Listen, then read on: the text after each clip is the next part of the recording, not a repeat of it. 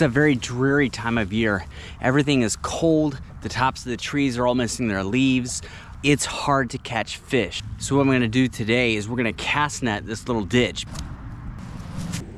because the fish may not be hungry, but they can only run so far. So what we're gonna do is we're gonna walk along the side of this canal, very slowly, very cautiously. We're gonna try to get as close as possible to these fish. Once we get within range, we're gonna have a go.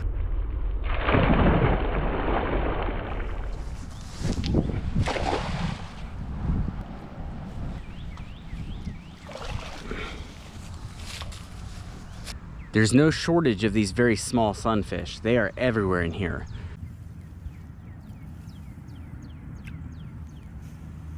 But I want to see if we can get something a little bit bigger today.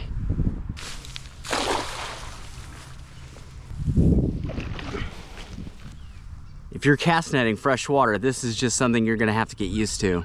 Catching and releasing turtles on a fairly regular basis. And there's a little bluegill right there.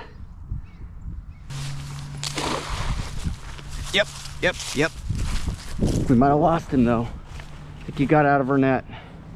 Absolutely had a fish in there. So as it turns out, my cast net had a gaping hole in it. So we went to the store and we got a brand new net. So we're gonna try with this one now. All right, I see one. All right, we're going a long shot. We're gonna throw it way out there for that fish. Yep, we got him. Oy. That right there is the advantage of the small net. Look at that. Beautiful fish. This is what's called a buffalo. And a buffalo, believe it or not, is not a carp. They look very similar morphologically. They share a lot of the same feeding strategies. They occupy some of the same niches, but they are not close relatives. Beautiful animal. So carp are more closely related to minnows. These guys are in the sucker family. They're a great example of convergent evolution. Two animals that really aren't related until you go way back into their family tree. They're not close relatives, but they share so many of the same adaptations and survival strategies. This one's a native species. I am gonna keep this. I am gonna do some gar fishing, and this is one of my premier alligator gar baits. They love these. And now the sponsor of this video, Olight. Olight has sent us the new Javelot Turbo 2. So let's get this thing open. Beautiful case, and inside here's the Javelot Turbo 2. I love this flashlight. It's built like a baton. It is slender, but it is a unit. Comes with a USB-C charging cable, which I like because everybody has one. You open up this little gate here and you charge it right up. The holster is solid. This thing holds its shape. It's got a magnetic seal on the lid there, you can see. And it comes with this beautiful little remote here. You can actually start the flashlight up from over 25 feet away. You can put it in this little wristband and you can wear that so that your hands are free while you're using it. Just reach over and hit it like Spider-Man. I was worried it might fall out, so I tested it, and as it turns out, no. This thing is definitely not gonna fall out. Yeah, it's not falling out.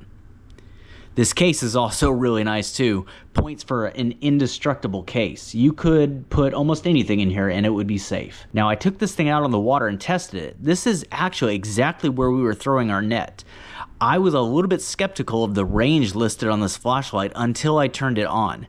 This thing is incredible. It threw this light so far that the camera, my GoPro 13, couldn't capture the range on screen. That's how powerful this flashlight was. It has several different power settings so you can adjust it to your liking. I love this flashlight. You're gonna see a lot more of this on the channel. Big thanks to Olight. If you want one of these, the link is in the description.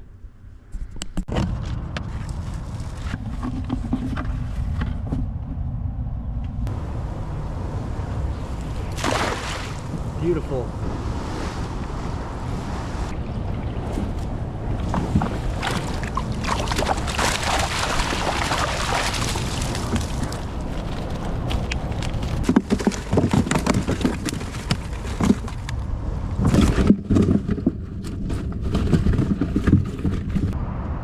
Starting with the hand line, I want all the loops flowing downward. I don't want the loops going over my palm, I want them coming down.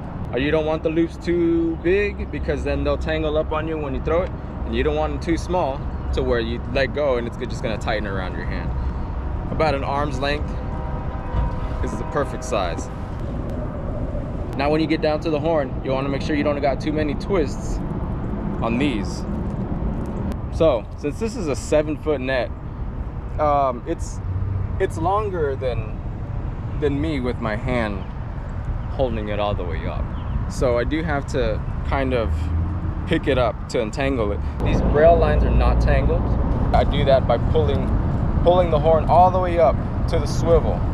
So now I know that all the braille lines inside the net are straight. They're not going to tangle up on me. So whenever you get to the horn, this part of the net's called the horn, you want to follow the same motion. You don't want to lay it up like that, facing the front of your palm. It's going to loop the same way you were going with the hand line. Now that we're here, if you got a really long net like this one, you want to grab the bulk around where your waist is. This is about the perfect height. I'm going to loop this back over my hand, following the same pattern as the rest of the net. So it's all looping in the same direction, in the same way. Nothing's going to get bunched up or tangled up. The bulk of the net I grab with just my thumb and my index finger. When I start picking up the lead line, we're going to follow it down to the front, lead line from the bottom, and I'm going to place it over these fingers. These fingers are going to be, hey Captain. All right, how you doing today? Pretty good, beautiful day. And I'm going to do that 5 times just because of the size of this net. If this net was smaller, I'd only be doing it maybe 3 or 4 times. I want to grab from the front of the net, facing the front of me, not the back of the net. If I start grabbing from back here, I'm going to tangle the net when I throw it. I'm going to follow with the front. Following the lead line that I have right here, as soon as it hits the bottom, that's where I'm going to pick it up from. And I'm going to lay them across just like that. They're not crossing each other. They're laying side by side, and that's what I'm going to keep doing. Follow it to the front, pick it up again, lay it across my fingers. That's 3, 4, 5. So I'm gonna follow the lead line back down here to the very bottom, but this is the part I'm gonna hold in my left hand.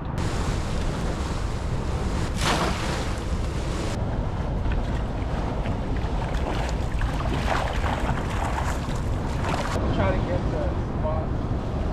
3 fish feeding on top of the water right here. 1, 2, 3. Based on how many there are, I'm going to assume this is a school of tilapia, which means I'm probably not going to be able to get into range without scaring them. So here's what we're going to do. Get my net ready. I'm just going to kind of hop into range and have a go into kind of a blind cast, but into a zone where they've been stacked. 1. Let's see if we got anything. Yep, we did. Look at that. That paid off. Oh my God, it paid off in a huge way. Look at that. Exactly what I thought it was. Exactly what I thought it was. We got him exactly the way I wanted to. Beautiful. These are tilapia.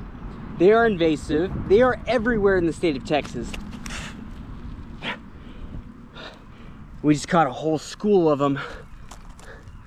There's so many stacked in here that oftentimes if you just run up on them and net them as fast as you can, they almost run into each other trying to get away.